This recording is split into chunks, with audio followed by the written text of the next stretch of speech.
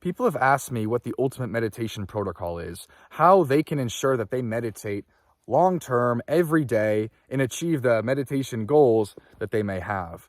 But in my experience, that's the completely wrong question because you're a smart person. Is it really that hard to know how to find 15 minutes in every single day? Finding 15 minutes is not the problem.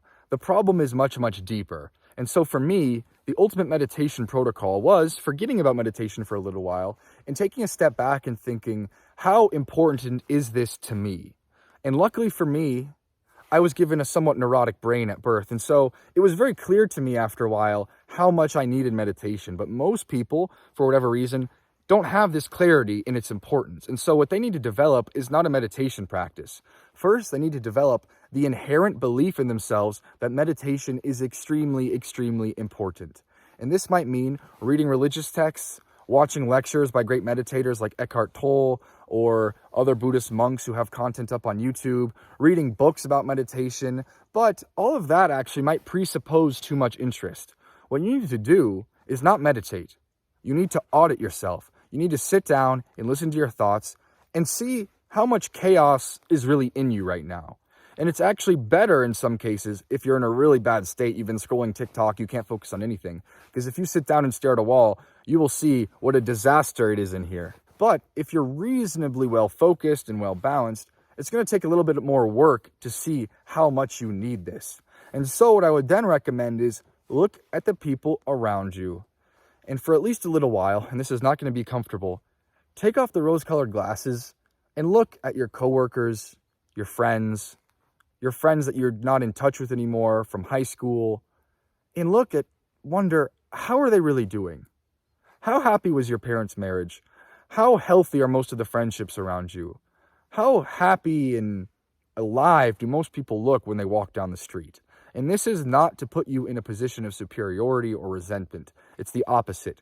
You need to then, once you've seen this sort of dark side of our world, which is that most people are not very happy, most relationships are pretty dysfunctional, most things in the realm of actually being focused and engaged are not going very well.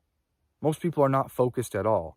And then you need to turn that lens on yourself and see where you fit in to the dark little picture you're perceiving just for a little bit, because I actually don't think people should walk around noticing this all the time. Like if I sit around thinking about how my parents' marriage isn't very good, I'm going to be miserable. At a certain point, I have to just say, that's that relationship.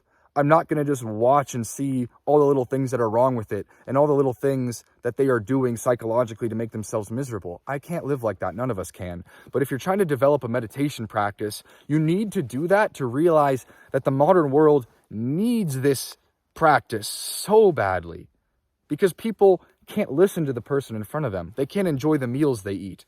They can't focus. All of these things you've heard before, but you need to feel them. You need to walk down the street. The weirder the place you're in, the better. New York City might be great. And look at not just the external conditions, but the psychological state of other people as manifested through their eyes, their body language, and also, here's the real kicker, this state of the environment, the trash on the ground.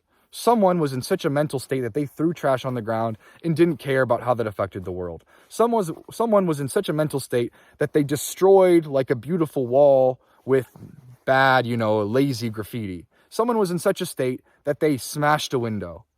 Look at your world as a manifestation of the psychological instability and brokenness in so many people. The action of the ego that has taken over most people and therefore our society as a collective.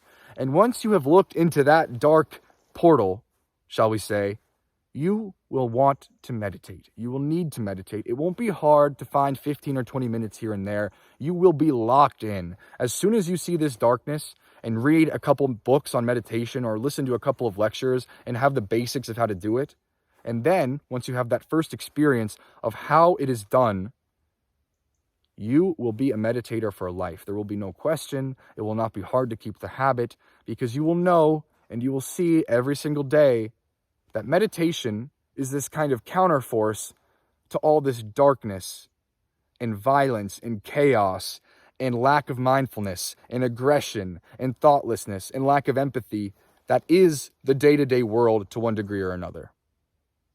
Focus on that. That's all.